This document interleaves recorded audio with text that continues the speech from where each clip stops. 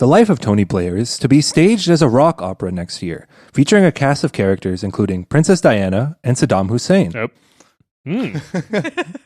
Tony, parentheses, a Tony Blair rock opera, will be performed at the Turbine Theatre at Battersea Power Station in London next February with lyrics by the comedian Harry Hill.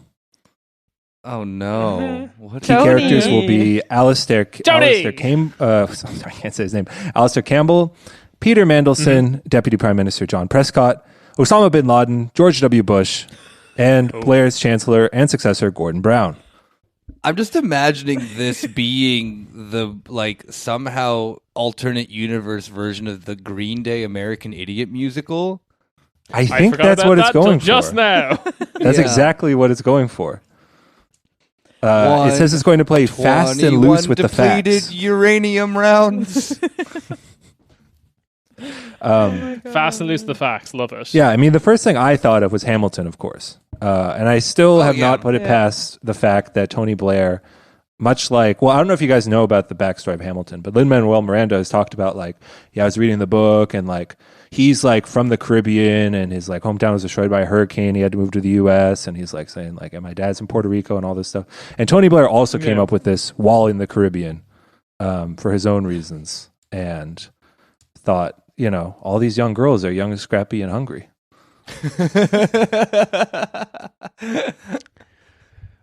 Is it going to be like Hamilton? Will there be a colorblind kind of thing going on with the casting, where everyone is a person of color except the person playing Saddam and Osama bin Laden? Yeah, exactly. Just two white guys. Yeah. So wait, two white guys doing really bad Arab accents. Hell yeah. Yeah, I was about to think are they? So it's a musical, right? It's a rock opera. So Julia. It's a rock opera. Okay, so are they going to be super Orientalist when Osama bin Laden is going to? Another thing that went through my head too was that it's My Chemical Romance's The Black Parade. But great song, great album. When I was a young lad, boy. No, a young lad. Go on, when I British. I invaded Afghanistan. Beautiful. Now, the Iraq War really is the Black Parade. It is. It really is. Part of the problem here is London and their musical problem. I don't know if any of you are aware of this. They make too many musicals, and it is bad. It is a sign of an empty culture, and they should stop doing it. That's my personal opinion. I was in London once, and they had a musical, and Jude Law was in it, so I wanted to see it. What was the musical? Tony! Tony, yeah. Was Jude Law as Tony Blair? Well, Jude Law is Tony Soprano. Because Tony this Soprano, isn't the rock first opera. This isn't the first Tony Blair musical. There's one from 2007 called Tony, all caps with an exclamation point, The Blair Musical, which is also a satirical comedy musical. The Tony Blair Witch Project. I'm sorry, but this is just those are way too similar titles. How has this not been a problem? This seems like the kind of thing where okay, so this is the thing that happened in the UK when UKIP was really popular. There was just a bunch of other stop making musicals. That was the they problem. They wouldn't stop making UK. musicals. No. The problem was that there was a bunch of these weird know-nothing parties that existed on the ballot mainly to confuse old people, because there was some Terfina colonial spoils running for UKIP in your area, and then underneath will be John Johnnyson from the British Independence Party, and then underneath would be UK Declaration Independence Party, and it's just a bunch of all these knockoff parties trying to confuse old people. Whoa. Is that what's happening here? I feel like that's what's happening here. It could be. It appears to be the same exact plot too. If you all right, maybe you like musicals, but you have to admit that having a musical from 2007 being remade with the same exact plot 14 years later is a sign of a culture with no new ideas. That's their version of Spider-Man. They're going to have another one in 8 years. With another young, smooth alternate universe boy actor. Yeah, I really, there's the amazing Tony Blair, and then Tony Blair Noir into the Blair, into the Blairverse. Blairverse. Yeah, when Tony Blair was a woman. What if Tony Blair was a black kid? Is something I've always wondered myself. What if Tony Blair was his high school sweetheart who died? There's actually, we're not that far off. There's something in the historical record we could get from this. There's almost no information about this except in the Wikipedia and one theater website. There was a sequel to the original Tony Blair musical 1 year later, produced at Edinburgh Fringe 2008, called, quote, Tony of Arabia. No. There's no information about it. It's just Tony Blair just slaughtering Iraqis for an hour and a half, right? You're gonna have to. Well, I think it was a one-time thing, so you'll never know. I mean, the Iraq War was also a one-time thing, so that's not true. Still going on. Several Iraq wars. He is the dark timeline version of Lawrence of Arabia. So yeah, I guess this makes sense. Yeah, without the gay pen pal. We don't know. Yeah, it was about to say. True, we don't know. Rob said this musical plays it fast and loose with the facts. Yeah, exactly. This article also mentions that in 2016 there was Corbin the Musical, The Motorcycle Diaries. Again, not necessary. What? Unnecessary. Ever associated with the motorcycle? It premiered at the Waterloo East Theatre, written by Rupert Myers and Bobby Friedman. They called it The Motorcycle Diaries? Yes. That's a Che it's an allusion to the classic Che Guevara. He's a lefty, so he does. So I have a little bit of the plot. Corbin is Che Guevara. Oh God, Jeremy Corbyn just won't stop going around doing vuvuzela everywhere. It was that play, the Corbyn musical, was set in a future where Jeremy Corbyn, then Labour leader, was prime minister, and Russia declared nuclear war on the West. Why would Russia they're do literally that? just playing on the fact that he didn't want to use nuclear weapons in that one BBC interview. What a bunch of fucking pussies! God, I hate the UK so much. Do you ever watch Question Time, where a bunch of red-faced Egypts are asking Corbyn to be use nukes, do nuclear holocaust in the name of Britain, and he's like, no, I won't do it. Yeah. And then you're sitting there going this gives me an idea for a musical. You just turn around to your piano. Again, Jeremy Corbyn's first action in the musical is he becomes prime minister, and he's just like, I'm going to nationalize sausage. Yeah, there it goes. We did it. It's not but it's a song. Again, I don't know how anyone could look at this and see a thriving culture. Anything that is these type of political things are exactly what you just mentioned, of no culture, nothing. It's just there to be oh, what if Jeremy Corbyn was Che Guevara? And that's it. That's not an idea. That's just being British and stupid. I was going to joke that this was the first musical based on an Economist op-ed piece, but it's probably not true. You'll like this, Nick. The Corn Laws, the musical. What? Is it Ben Bernanke, the musical? No, Silvio Berlusconi is a character in the Corbyn musical. Wow. Oh, God. Imagine how they somehow are racist to the Italians in this. Is there going to be a song of him on a yard or having a party with a lot of young women? Imagine being cool. Suspiciously young dancers, yes. It'll be Silvio Berlusconi would just be have the Gaston song, but just gross. So, but this is going to be in the Corbyn musical or in the Blair musical? I don't know, because it would make sense in the Blair one. Yeah, right. No, Blair is also, the timeline's all screwy. Guys, keep it straight. Tony Blair is also a character in the Corbyn musical, and Silvio Berlusconi is, and Silvio Berlusconi and Tony Blair and George W. Bush were in another. So it's the Marvel universe, but of shit war criminals and one cool dude who's Jeremy Corbyn. Yeah. And a cool Italian guy who's my dad. It is kind of funny. They say in the Corbyn musical that they present Blair as a Bond villain gliding around the globe, advising regimes on how to start wars. And he's not the man he used to be on following an unfortunate incident at a pool party thrown by Berlusconi. So see, I told you, pool party. That's a good scene. That's a good bit. Okay. That's a good character. I feel that no matter how much I try to like pretend this isn't real, it sounds made up, doesn't it? It really just sounds like we just threw shit at a wall. These are big theaters. I mean, they're not the biggest theaters in London, but they're big theaters. This is upsetting. Yeah. Where's like the Corner Späti musical? Where's our seriously? That sounds like something we would make up. But just 4 whippersnappers. Give it to anyone. Street of Berlin. Yeah, where'd you get the idea from this musical from? I was watching some angry people yelling, and I was reading an op-ed in The Economist, and then I thought, what if 4 Berliners had a podcast? Yeah, I heard these 4 dudes talking about Andreas Kluth a little bit too much. I'm like, damn, what if? Thanks.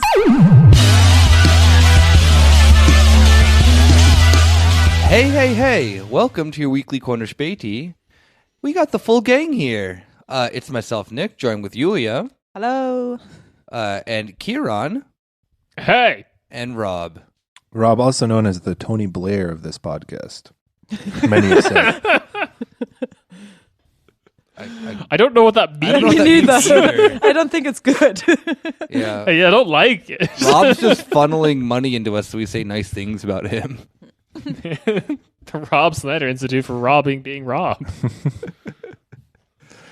But yeah, so we thought that our episodes would get less insane with 2021.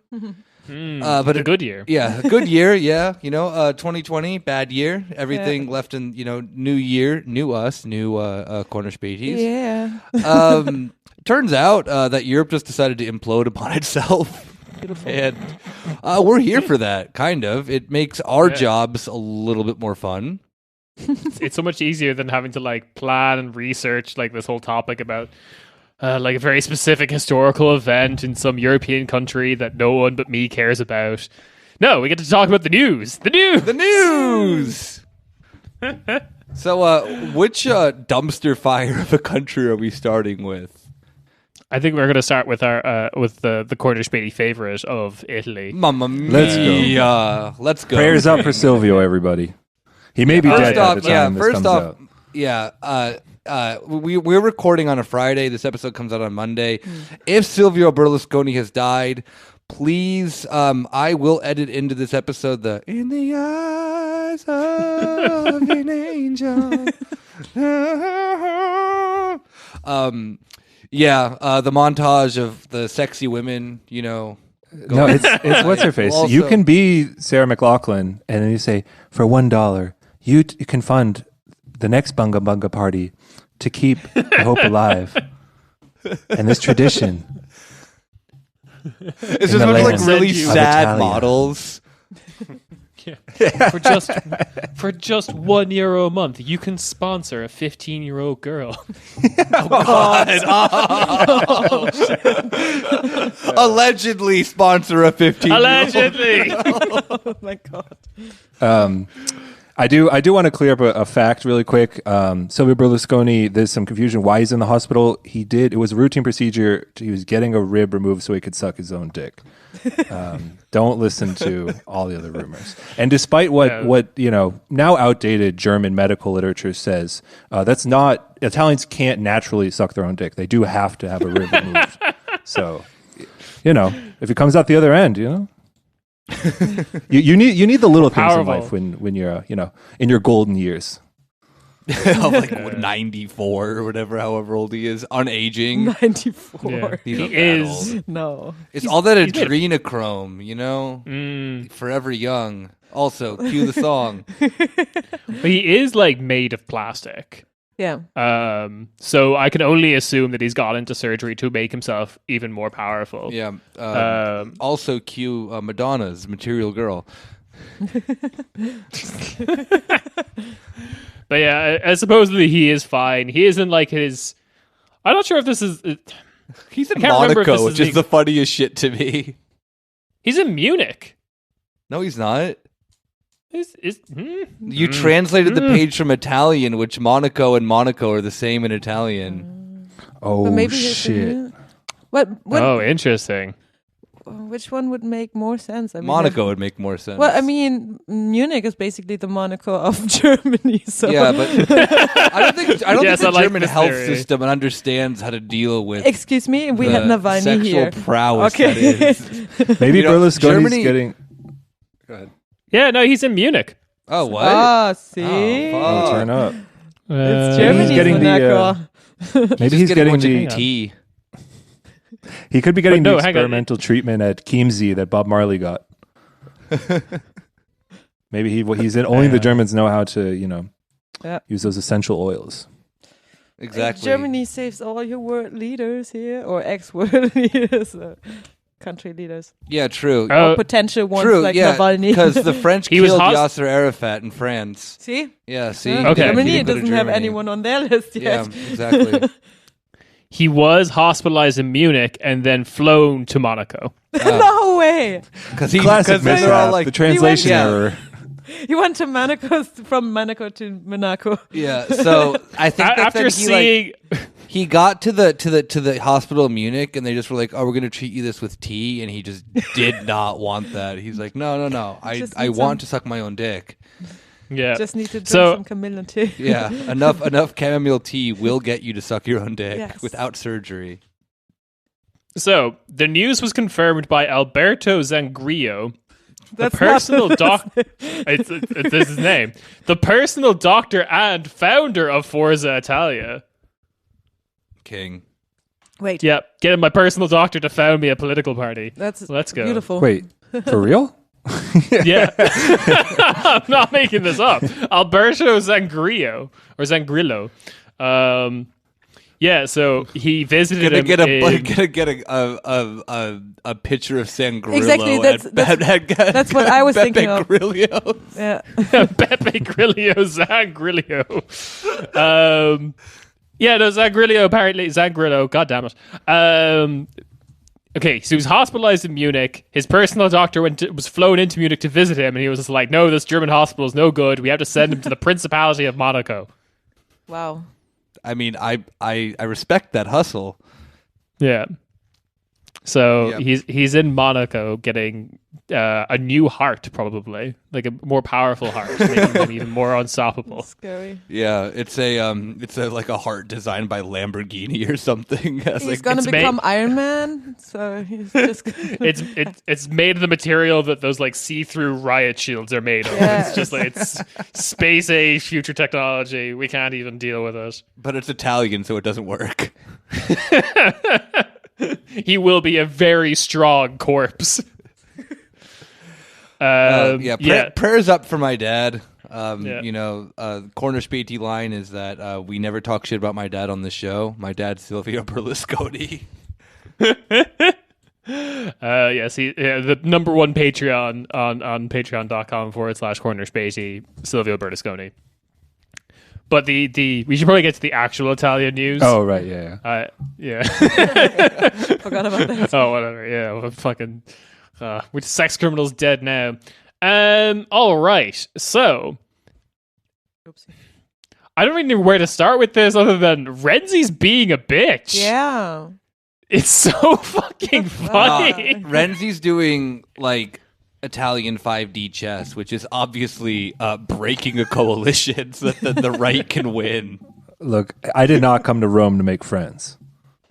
Yeah. Benito Mussolini also said the same thing.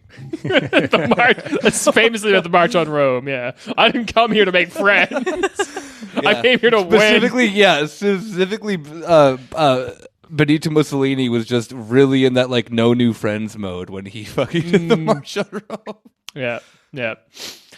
All right, so where to start with this? Okay, so I was reading the news as it was coming out, and it's so funny watching like the newspaper's lines change on this of just like, Renzi's threatening to like dissolve the government because for anyone who doesn't know, Renzi has this like stupid party called Italia Viva, which sounds like Hey, Italian Viva!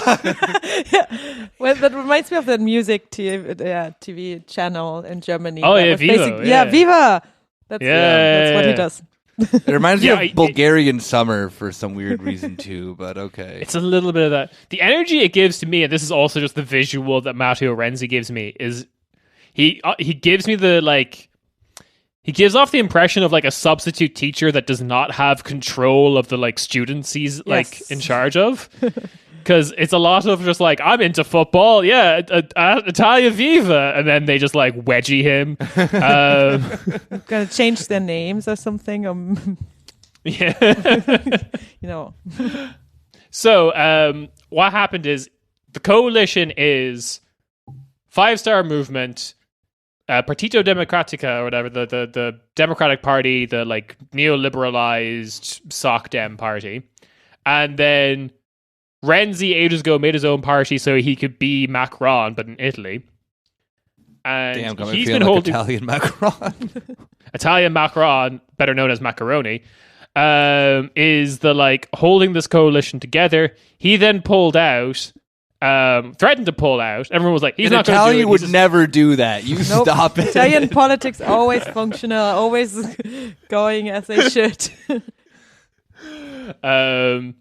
Then he pulled out. And everyone was like, why did you do that? And he's just like, because I'm Matteo fucking Renzi.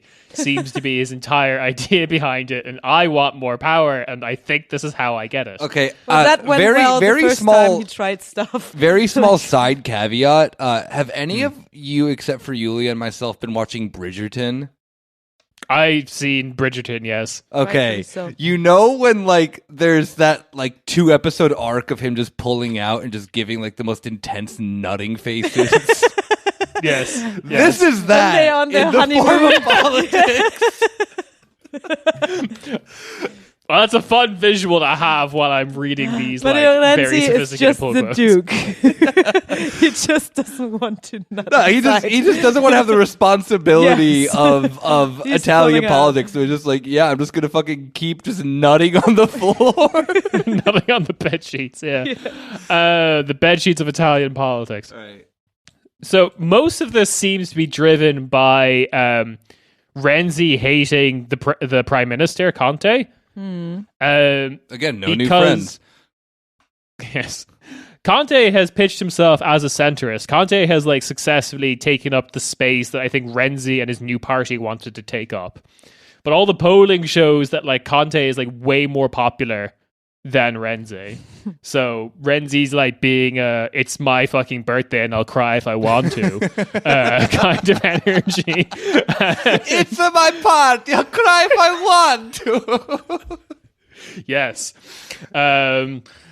And so like, okay, this quote is basically what's happened, and I agree with this quote. Massimo D'Alema, former Maximum Dilemma. Yeah, Maximum Dilemma. Former Prime Minister.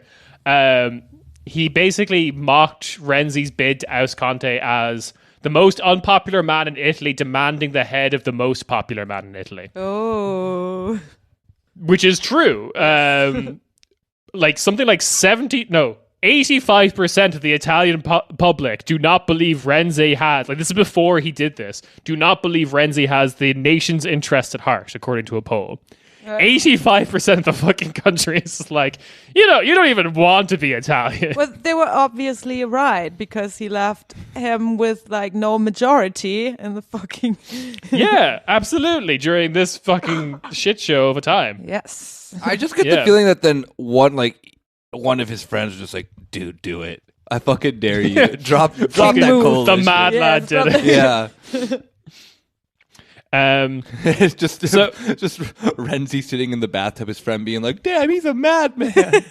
He said he would lie down on the floor, and he did. The main kind of like basically his criticism of the Conte government is he's doing too much social democracy and he's not doing enough neoliberalism, which I would like to do. Yeah, this is Renzi's criticism of the government. They don't, which is also enough, like what a lot of like, yeah, basically, there's a lot of what of the centrist like publications in Italy are saying at the moment. Like Bocconi school economists accusing Conte of creating a new Venezuela and imposing a North Korean style. That's you can't say that as an Italian. You live in Italy. Nope, North Korean style, baby. Layoffs ban in response to COVID-19. So like there are a bunch of people who are like, you shouldn't have done like the firing freeze or whatever. There's like a decent, like the bare minimum of what you should do during these times. Yeah. They accuse his administration of racking up debts, which will be offloaded onto younger generations while doing nothing to invest in their future. Italia Viva and Luigi Maratin, who was the former like economist under Renzi and now a member of Italia Viva, recently defended all the things they did in 2008, like the privatization, spending cuts. Beautiful. Their vision of doing something for the youth of the future is to slash labor protections so that supposedly Italian youth will be easier to hire. But yeah, that's kind of what they're thinking. So they want to turn Italy into like a right to work like country? Yeah, basically. They already don't have a minimum wage. So, woo! Italy has that like union negotiated minimum wage, but now like no one's in a union, so it's like weird. Yeah, there's a lot of theories about whether this would start an election, which I think a lot of commentators are saying that's not Renzi's plan. Which is good because the polling kind of looks like Italy would just go like fascist in a heartbeat if there was an actual election. Fascism in Italy, who could imagine? Well, that's the thing, though, is that like the right-wing parties have chimed in saying that they want to trigger elections, which they can't do. Because they do. Yeah, because they'd win. Very well. I mean, we'd be, having a Prime Minister Matteo Salvini in a heartbeat. Oof, yeah. So there's like, okay, so Italian constitutional law. Don't say I don't do my fucking research. Basically says that the president of Italy, Mr. Mattarella, his term expires in February 2022. And no elections can happen in the 6 months before that date. So they'd either have to have an election before August of this year, or they'd have to wait until after that. So what do we want to bet on? Right? I'm not a betting man, but so... The other possibility of what Renzi's trying to do here is also equally terrifying, which is if he can just rejig the existing coalition so that another bureaucrat is made prime minister, not Conte, and instead some of the names that people in Italia Viva have floated is maybe Mario Draghi gets pointed. Oh, let's go. Gets pointed as the bureaucrat leader of Italy. Just let him retire for fuck's sake. I mean, like, not that I like Mario Draghi, but just leave him alone. Oh God. Yeah.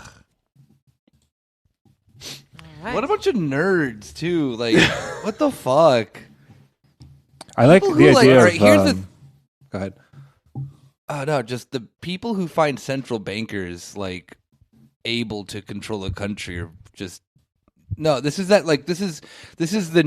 our neoliberalism has come to life. Yeah. But in Italy, I'm surprised you to know they love Renzi over there. Yeah, but it's Italy, and it would somehow be worse yet comical at the same time. And I know that it would produce a lot of content for us. So. I just like the idea that Italy will just only have like technocrat, unelected, or like, you know what I mean? Yep. Just like an appointed prime minister. It's basically trying to take the politics out of politics with that kind of. Oh, yeah. Renzi would love that because no one wants to vote for him. I'm sorry, the figure I said earlier was it's actually not 85%, it's 87%. Wow. I was expecting a much lower number, but no, somehow we got it 2 points off. We got that's Kieran's like what like the ticker tape coming in here being like popularity of Matteo Renzi. Yeah. So it's not looking good. Also, I think the other problem is, I mean, this is not like new insight or anything, but Italia Viva is like one of like 12 centrist parties that are vying to be Italy's centrist party. and they all get like 1% of the vote each. Como se dice The Bachelor? But we've got like Il Bachelore. We've got a party that's just called Plus Europa. That's a centrist party in Italy. We've got another party called Azione, which sounds delicious. Yeah, it means action. Okay, Azione. And Azione. You've also technically got Forza Italia. Forza Italia are like now in the center, mainly because the other like parties to the right wing of them have gone buck wild. But yeah. Beautiful. So do we have any prognostications? Are we going to put our chip down anywhere? That's what I asked when, I said, do we have any bets? I said I'm not a betting man, so I'm putting no wagers on this one. I'm putting it all on. I'm not going to guess betting. the future of Italy on this show. No. No. It can be very chaotic. I'm going to guess nothing happens. I mean, yeah, I'm with Rob on this one because both Five Star and Partito Democratica have both like backed Conte, and most insiders in Italian politics seem to. Here's the quote here. Multiple Italian media reports on Friday suggested Mr. Conte's frantic race to find enough lawmakers to save his premiership was making progress, and that government insiders were confident he would survive. So I think Renzi's just kind of shit the bed. Yep. Like he did before with the referendum. Yeah. I mean, he always tries, He tries to be very strategic about things. I know, right? You fails. think he's playing 5D chess, but actually everyone else was playing checkers. Yes. Oh, God.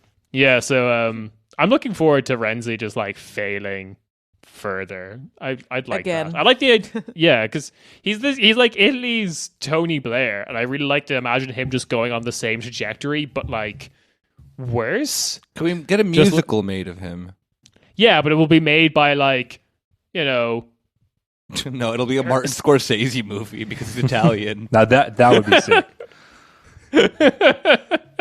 It's actually a backdoor pilot for Sopranos the musical, but we just had to get like some butts in seats, so we attached the Renzi name to it. Yeah, I'm looking forward to him failing. That's what I hope will happen here, and what I think will happen. We'll find out on Tuesday. Yay! Hooray! Hooray! Tune in then. So stay tuned. Yeah, we'll do a special podcast to laugh at Renzi. Yeah, live stream the Italian fail son. Live stream. Look at him. He's going to cry. Look at him. I bet you he's going to fucking cry. All right. What other countries have just shot themselves in the foot this week? You got what? The Netherlands and what? Estonia? Yes. Estonia, yes. Yeah. Which one? Roll the dice, Kieran. Which one do we want to go with first? Well, I'm going to go with the Netherlands because speaking of just like nothing fucking happens. All right. I love how the Netherlands government dissolves a year after they just bullied the rest of Europe, being like, the other responsible ones, we're not going to like agree to Euro bonds and whatnot. And it's just all like, yeah. What were the other countries who were part of the Frugal Four? Austria, Sweden, and Finland. Yeah. Germany was in there too, I guess, but they were technically on the fence or something. Yeah, but I just love how like the Dutch, the people who like think that they're like, yeah, like just the cover of that magazine that then like, oh, we're the industrious ones, this and that. It's like, no, like you're damn just lazy Italian Stalin. Damn lazy Italians didn't figure out how to turn Amsterdam or whatever fucking other city just into a post box for tax evasion. For capital. Yeah. Speaking of that, we'll hopefully see a little bit of revenge in that front, just a little bit.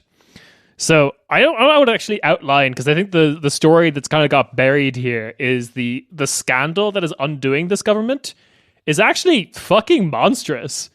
Did any of you guys hear about the scandal that actually caused them to all resign? No. Partially. Yeah. Right, okay. So, this is claimed a couple of people, including like the leader of the opposition, because they were in government when it happened. So what it was is, and what it's being like talked about is just child benefits controversy, right? That's all that's being said. Yeah, I've heard of this. Yeah. Yeah. So what this actually was thousands of Dutch families were falsely accused of defrauding the state and harassed by civil servants for tens of thousands of euro. An example of this was a 46-year-old chef, father of two, was asked suddenly to repay 60,000 euro to the Dutch government. Yeah, of course. Yeah. This resulted in his divorce in his family. Oh my God, the Dutch government is destroying marriages. They're destroying families. Yeah, the Dutch government, the ultimate home wrecker. Oh yeah. my God. This is why I'm anarcho-capitalist now. So, the government took like most of his stuff, including his fridge. Take my waifu. Yeah, took his wife, his fridge, his car, and 40% of his salary to pay it back. This happened in, I want to say, 2003 is when the scandal was ongoing. It was like the beginning of the scandal. This affected about 10,000 different families, with the average amount being requested from them being 30,000 euro. The out average of the blue. amount. Yeah. Wow. The average amount. They've all received 30,000 euro now in compensation, at least. Well, they can't get their wives back, though. No, they can't get their fucking wife back. And that fridge, I loved that fridge. Yeah, damn it. But also, all of these families are still fucking pissed off. Yeah, right. So they're now doing like a joint lawsuit against 5 politicians who handled this, including, from the story that Nick mentioned earlier, a one Wopke Hoekstra. Oh yeah, we talked about him before. Involved in this. Yeah, the austerity hawk that was like, yes, you Southern Europeans you need to tighten your belts and I don't know, harass Italian families for money, I guess. See, I always know when there's that level of compensation, like, no, he's hiding something. Yeah, exactly. But this was, it's I guess just in this case being a piece of shit, but yep. Oh yeah, but the other thing is like this was defraud. Like this was supposedly these families were defrauding them over like child benefits, and like the guy who was talking about the 46-year-old chef was like very confused when people were coming to his house to take his fridge. He was just like pointing to his 2 children, being like, "I have 2 children. No, they're right there." It does sound like an absurd situation where it's like, yeah, I barely know how like benefits and stuff work, but you're just doing what you think you're supposed to do, and then they're just like, nah, actually you're not, we're gonna come take it. And then what do they say? Oh, sorry, like actually you were right. Yeah, seriously. A lot of the families that happened in 2000. Sorry, no, go ahead. Go ahead, Dita. No, it's okay, Rob, sorry. And a lot of the families were from what I've seen, like dual nationality, or like there seems to be like profiling going on in it. So they are harassing, the targeted minorities. Yeah, because it's like it's also it's an income thing as well. Because I don't think they have like universal child benefits packages. Basically, it's like it is means tested because it's the Netherlands. So it is going after lower income people, which definitely has like a profiling aspect to it, I'm sure. Because they probably do some bullshit being like, oh, you didn't fill in the form correctly because you can't speak Dutch good enough or whatever the fuck. That would be the rationale they'd give themselves, I'm sure. So this resulted in a handful of people from Rutte's party resigning, as well as the head of the PVDA, the Labour Party, the centre-left party, has resigned over this as well. And the same week, the leader of the Christian Democratic Alliance, which is in government, also resigned because he's the health minister and Corona is going too bad and he's sorry. So everyone's gone. So basically, he's like, people won't be as mad at me if I also resign, if I just slip out the door. Can you hold that door? I'm coming. Yeah, it's kind of like, you know, when the first one gets up and leaves, you're kind of like, okay, I'm going to leave right now. If I wait longer, you know, people are... We're all at a party we don't want to be at. Exactly. They can walk to the U-Bahn together. It's like, oh, you're leaving. Oh, do you take the U-Bahn? Yeah, okay, me too. Great. Which direction are you going? Oh, yeah, I'll go with you. Exactly. Oh, you're going to Vetting? I don't live anywhere near there. I just want to go. The other quote that on the way home. Yeah. yeah, actually, I wasn't done being out. I just hated that. The other quote that I loved, which is just like some normal Dutch shit, I guess, which I want to investigate this later, but Mr. Rutte's cabinet meets on Friday with pressure mounting for a collective resignation over the affair. That has happened now, as time of recording.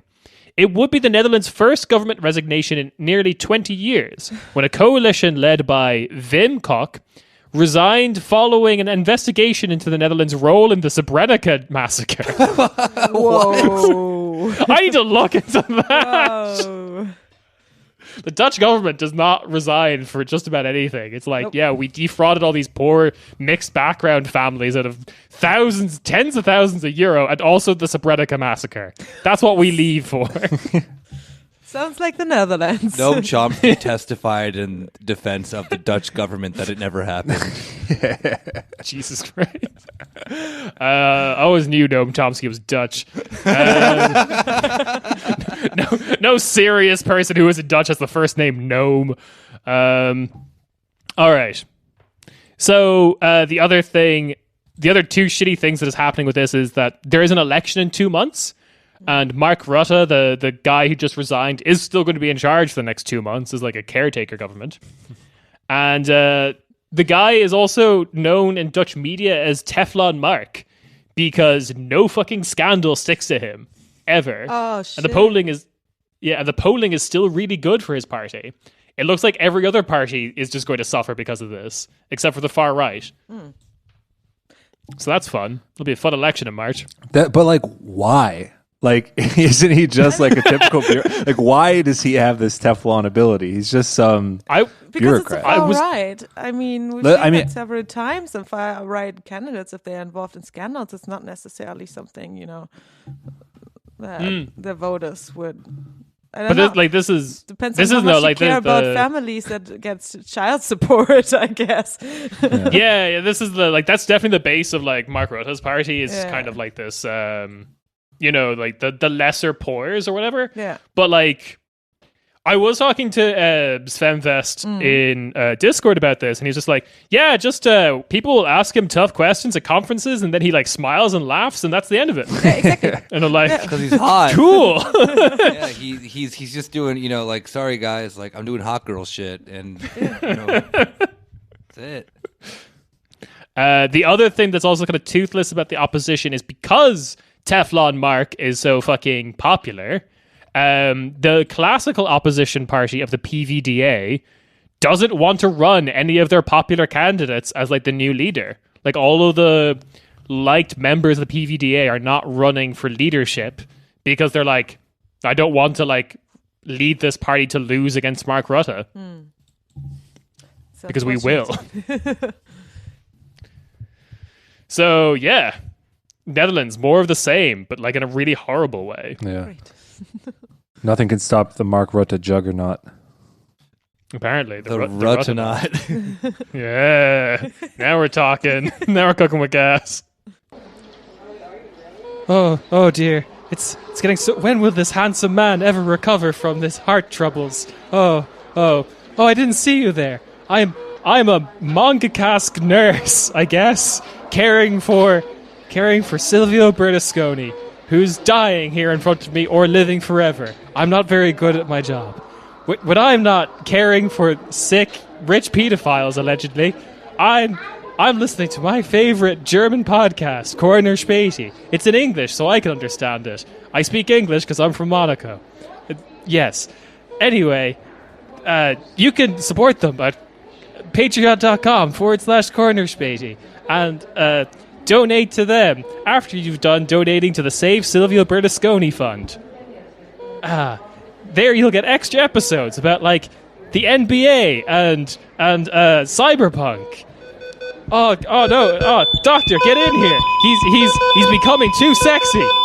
Mamma mia! They're like on Monka Cast.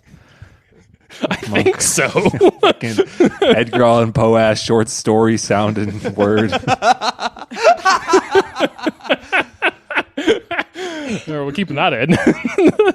Next country is Estonia. Yay. Estonia. Estonia. Wait, are you oh recording? my god. What? Yeah, we're all recording. We're on. Oh, okay. It looks different. Okay. Estonia, like an e-girl, I guess. Yes. E-girl Estonia, yes. E-girl Estonia. Mm. Belle Delphine. That's the country. That is their new like digitalization strategy. Is we're becoming an e-girl. The whole nation is becoming an e-girl. This is my Estonian prime minister impersonation. Every single Estonian will get a Belle Delphine. I'm Estonian. I hate ordering Estonian like gamer girl bathwater, and it just ends up being like water from the Baltic Sea. God damn it.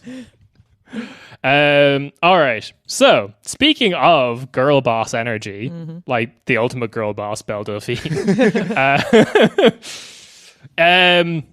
Estonia looks like it's going to get their first female prime minister. Wow. It is I, Belle Delphine, Prime Minister of Estonia.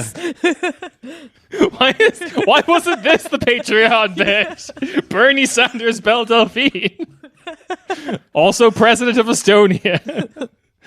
Anyway. Wait, sorry. I just googled Belle Delphine. Do you know her latest controversy is that she sparks outrage over X-rated kidnap photos? It's apparently all the news. She's cosplaying as a kidnapped person, I'm assuming. Wow. Yes. POV. Not that she's like kidnapped someone in a It's like, yeah, it's like sub to my OnlyFans and I'll kidnap someone for you. All right. So this next person, who I think Yulia might have some stuff to say about this. Yeah. The new female prime minister is one Kaja Kallas, the leader of the Reform Party and daughter of former prime minister Siim Kallas, who, Reform Party and Centre Party are forming a coalition. So that's basically what's happened after the scandal, which is what I focused on first, because then I looked up what the Reform Party has historically done, and their politics are insane. I hate it. I hate it so much. Have you seen this? It's terrible. It's called Reform. It's beautiful. Yeah. Change Estonia from what it was into something completely unrecognizable. Exactly. So, former accomplishments of the Reform Party. 0% corporate tax in the nation of Estonia. Introducing the flat income tax rate of 22%. Yep, for everyone. Estonia, where they your get the dreams Herman can become Cain reality. 999 plan. They've also raised VAT before. Okay, what? What's VAT? Yeah, they just really love regressive taxation. VAT tax? Yeah. Like sales tax? Sales tax. I'm sorry. Yeah. German. No, that's all right. Yeah, it's basically the impersonation of neoliberalism in the Baltics, and it's something weird because I mean, not a great fan of the now coalition of parties. No, it was all bad. The choices are all terrible. That's a typical Balticum choice, the Baltic choice that you have. It's either weird ass far right nationalist parties or super neoliberal parties, or both together. It doesn't matter if you're Latvia. You can have it all, baby. Yeah. It's Latvia. You don't really have a great choice in that sense. And you don't, I mean, even something that is called kind of left leaning, now Prime Minister Party kind of coalition. The Centre Party. Yeah, is the called Centre. left-leaning. Yeah, exactly, left leaning, but goes in a coalition with a far right party just to have not the center right as because they kind of could have taken the seat as Prime Minister as the majority, but it was they were not able to because the left-leaning, in quotes, started a coalition with the far right. So this is Estonia, ladies and gentlemen. My favorite thing about the supposedly left-leaning party, which is called the Centre Party, yes. and the supposedly centre-right party, yes. which is called Reform Party, yes. which is taxes suck party, I guess. Both of them are members of ALDE. Yeah. They're both like Allied Liberal Democrats of Europe. But they don't like each other. But they don't like each other, apparently. But now they're in coalition with each other. Yeah. But yeah, like the new goal of the Reform Party is to lower the flat tax from 22% to 18%. That's their like big campaign promise this election cycle. That's beautiful. So yeah, just the state's just not going to have like any money except for maybe. Oh, they also want to eliminate dividend tax. So there's just going to be like no taxes. I mean, that makes sense. You mean a country that's just propped up by finance yes. capital just wants to make it easier for finance capital to cuck them? I mean, that is what the Baltics were like transformed with, or reformed or whatever they want to call it. But like the transformation in the 90s, the Baltics were concentrating on a lot of finance capital. And that is what their economy was based on. That's why they got kicked in the ass when the financial crisis happened. And they got out of that shit. Second time's a charm when finance capital is even more wild than it was in 2008. Yeah. I mean, but they got, like, unfortunately, they're praised as, like, the wunderkind of austerity because they tightened the belt even they did more austerity to themselves. Yeah. Than the IMF would ever suggest to a country. So the Baltics are fucking brutal when it comes to this. Yeah. And the people love it. Unfortunately. I mean, they keep voting that shit. I don't get it. I did look into the base of the Reform Party is supposedly like they've got the youngest base. Yeah. They appeal both to ethnic Estonians and ethnic Russians in equal amounts. How do they do that? And would it surprise you to know that like zero taxation party overwhelmingly is supported by men? What? Men hate taxes. Just an entire army of Estonians wearing fedoras. Oh god! Hell yeah! Simping for first female prime minister, Kaja Kallas. Belle Delphine, it is I, Belle Delphine, the first female prime minister of Estonia. I somehow sound like if Bernie Sanders and Archer came together. But, I mean, like, who wants a drink of my bathwater? Go ahead. If you look at like everything around like the airport of Tallinn, for example, it's just like a little tech startup paradise. So I mean, and it's also the pride of Estonia. This area, they have a fucking gym in their mini airport. They have a gym. They Rob's also have ears. I know. I honestly did. Don't knock For that. free. Okay? It's been months. Since They've got to figure it out over there in Estonia. He's just gonna take a flight to Rob's Estonia. gonna go take a flight, get yoked, and then come back to Berlin. You can also And he's sleep like, in like little sleeping pods there. So yeah, you can just stay in the airport. Also Problem is good the airport. sleeping, I guess. Yeah. I just love that metaphor. I was like, here's the tech startup hub that we've created right beside the airport. So when all that capital we made just gets flown straight out of the country immediately. That's a story for you. No, but like let's speak about the scandal. Actually, what happened? Also something that is very. So the previous coalition, as Yulia mentioned, was also kind of garbage because it was headed up by the Centre Party. With support from a smaller party called Isema. I've forgotten. They're boring. I can just look it up real quick. Isema. There's a lot of vowels in it. It's very Estonian looking. And also, but more importantly, EKRE, the imported alt-right American Estonian party. They're like a far-right party in Estonia, but they just keep doing like weird turning point shit. It's very American influence. They did like one of the guys when he was being sworn into the parliament, the Riigikogu, whatever it's called. literally did the like okay hand gesture while being sworn in because that was like epic or whatever. They're very online over you know what? there. When I'm sworn Very in, when I'm online. sworn into my first governmental position, I'm gonna do soy face. So, Poggers. yeah, poggers. Poggers, I'm now an Estonian MP. When I get sworn in, let's all decide what we're going to do, because I've always been planning on doing the Johnny Manziel money finger rub. I'm gonna do hang loose. Just I'm gonna do actually. I take mine back. I'm gonna do the Naruto like hand thing. The jiu-jitsu. Yeah. And disappear in a puff of smoke. Yeah, I'm sticking with my original answer. I'm just going to do like Pog face. I'll be Estonia's first Poggers champ. Yeah, there you go. They're looking for a new Pog Estonia face, would think right? that's so cool. yeah. They would. Yeah. I'd be made their king. You are Belle Delphine, the first female prime minister of. Belle Delphine, first of her name, Slayer of Finns. That will be sick when Estonia goes like full far right, because there's all these memes about you guys know the Hungary memes with like you have to celebrate Hungarian culture and it's just like a Rubik's cube. But at least that is like a worldwide recognizable symbol. What if Beautiful. Yeah. it was Estonia and all they had was the Pog face? And Estonian, like, me, Belle Delphine.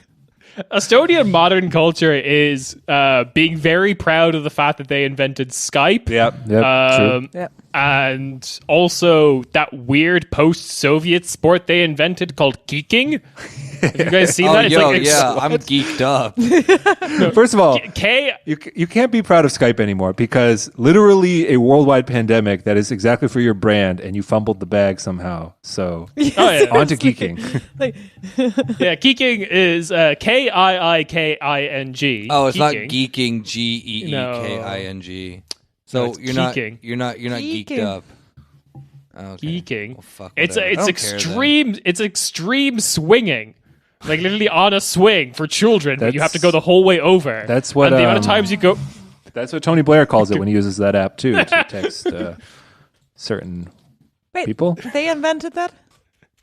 Yeah. Didn't we all try that though when we were kids? The Estonian managed to do it. Only one. No, they turned it into a sport, and like every Oh, time you shit. go over the bar, you get a point. I wanted to go Olympic, to be honest. So yeah, Ekra is that very, very. I guess like all of Estonia, very online, but also like in the bad way. Their party is out because they were also involved in the scandal, Yes. and here. The scandal is classic, like overly financialized, neoliberalized country scandal, which is the last government collapsed due to COVID rebuilding money from the EU/Estonian government going to Estonia's credit agency, and then via that to a real estate development in Tallinn's harbour called Porto Franco. I know. But yeah. That name though. So. Yeah, right? Porto Franco, because Porto Hitler was too much. It's just a little too obvious for Estonia. Porto Stalin was worse. So, what happened was, it's alleged the Centre Party guaranteed the €63 million loan if, in exchange for that, they got €1 million sent to the party funds by the businessman who owns this, or the businessman Hilar Tedar, whose son is running Porto Franco. Yes. So it's a construction project scandal with money that was meant to go to small businesses to keep them running during the pandemic. Oh, It's God, a just typical classic. public procurement fraud, which is a thing. That's the most normal fraud in all of Europe. So boring. But what's so funny is that of the three countries we've covered today, each like scandal captures their political and economic situation so perfectly. Because Italy is just some like nonsense with their 5 million parties. The Netherlands is literally psycho bureaucrats tracking people down like they're the Terminator, telling them they owe 20,000 euros. And then this is like, I don't know, some fucking construction financial bullshit. Yeah, very. Yeah. No, you're right, because like Italy's scandal was literally just the political equivalent of like old Italian men shouting at you on the street. Hey, Yeah, I'm from then, the coalition over here. Yeah. Hey, do you know Conte? Fuck it. And then, yeah, you're right. The Dutch bureaucrats just like doing extreme austerity. Yep. We're not going to like take things we're not going to like cut public services anymore. You're going to pay us now. Just a match for every child that you get, you have to pay the government. Yeah, that's like the eco-fash version of child benefits. For every child you have to pay money. Yeah, sick. Good stuff. I love it. Yeah, and Estonia is just like some typical public procurement fraud. Yeah, we just had to move around this money because we don't know what to do with it. I just want some nation just to break their stereotypes. I'm too sick of this bullshit. I want the Italians maybe to start blowing up journalists investigating Fiat or something like that at the Fiat headquarters. Don't leave it up to the Germans. Come on. I want like Banco d'Italia to start ripping off countries just as a whole. This is racism, actually, if you ask me. Yeah. Unrelated to that, we are announcing a new consulting venture where countries can hire us and we can come up with new stereotypes for you. Exactly. Yes. New, possibly more profitable stereotypes. Yeah. Want to change? You gotta test image? the market. Yeah. The Greeks are actually highly organized. Slovakians actually love, lithium. That's a thing. They just love lithium. Germans just enjoy La Deutsche Vita. La Deutsche Vita. Yeah. Really into lithium mining. Yeah. Italians really want to just be Germans at the end of the day. I mean. Oh God. Yeah. That's the scandals. That's all three of the countries that have imploded this week from governmental scandals. So that's been fun. It's 15 days into this year. That's what I just realized. Yeah. Keep them coming. There's a lot of imploding going on right now. So yeah, that's the three countries fucking imploding, and that's fun and stuff. We have absolutely no sympathy for the cabal of ghoulish people who've deemed themselves worthy enough to elect, to run, I don't know, entire peninsulas and whatever the fuck. Fuck them. But in something a bit more serious and kind of horrifying. Yeah. Horrifying in the sense that it was very hard to actually get news about this. Mm-hmm. But a 23-year-old black man suffered a heart attack while in police custody after being arrested. His name was Ibrahima Barry. Yeah. He passed away on January 9th. This has resulted in pretty big protests in Brussels, where he lived. If I'm not mistaken, he was arrested on the whole breaking the quarantine stuff. Yeah, exactly. He started filming during his ID control. He started filming and then fled the scene or something. And that was the situation. This is kind of part of a trend in Belgium. In August of 2020, there was a Slovak citizen who was killed while in police custody.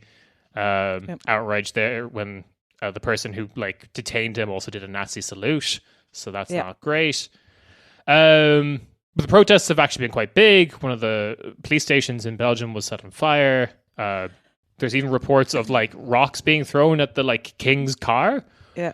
Who happened to be just driving through the protest. It's fascinating because that is basically the reports that you see on this is basically only about that and not about the other incident. The Belgium, for sure, yeah. Reports. 500 people attending the protest, about 500 people, which is quite big for Brussels. Especially during lockdown. Yes. 112 administratively arrested. I'm not sure what that means. We will probably go into this more detail at a later date, especially when more stuff comes out. We were basically talking in our chat about how hard we're finding getting information about this story, even though it seems relatively big news. The police station was on fire. Yeah, definitely. I saw videos. Remember when that happened last year in America? That was a big deal. But yeah, we've resorted to looking at. Well, I've resorted to looking at Dutch news to figure out more about this. The French-speaking ones are actually more like detailed on it. or more informative on all of this, because the Dutch news are basically just either not mentioning it or about the king. So yeah, of course, yeah. So check back in with us on that. It's very strange how little this is being covered. That's all I'm going to say. Outside of like, I don't know, I felt like one Brussels English speaking article on it, and then like that being reposted by like 20 Turkish outlets. That's what I found. True, yeah. Turkish media was on it. Yeah, the Turks are very happy that Brussels is falling apart, I guess. I'm not going to look into that anymore. But that's your Corner Späti for this week. Sorry to end on a very serious and dour note, but that's the world, unfortunately. Oof. Yay. In order to liven up the mood again, I brought back our good friend, the Prime Minister of Estonia, Belle Delphine. Oh, good. He's back. Is he a he or I don't know. What's I am a she. Okay. Yes, I just talk like this. I talk like an 85-year-old man from Brooklyn. Nice. Don't ask why. I would just like to thank Corner Späti for having me onto the show today. Estonia, come visit, come invest. I'm particularly talking to you, Swedbank. I've not been cucked enough for you. Follow my OnlyFans, specifically you, Swedbank. My OnlyFans is, yes, the country of Estonia. Your OnlyFans just you privatizing. Yes, privatizing everything. But in sexy underwear. Exactly. Come drink my bathwater. Thank you. Well, it was lovely having you, Belle Delphine Sanders. She just left. I'll hit her up later. Yeah, she'll never know you wanted to thank her. Yeah, exactly. Yeah, like I mean, she's nice and stuff on the pod, but I don't think she doesn't respond to my like Twitter DMs. It's a whole thing. Anyway, with that's been another Corner Späti. Thanks for listening, and we'll see you guys next week. Ciao. Bye bye.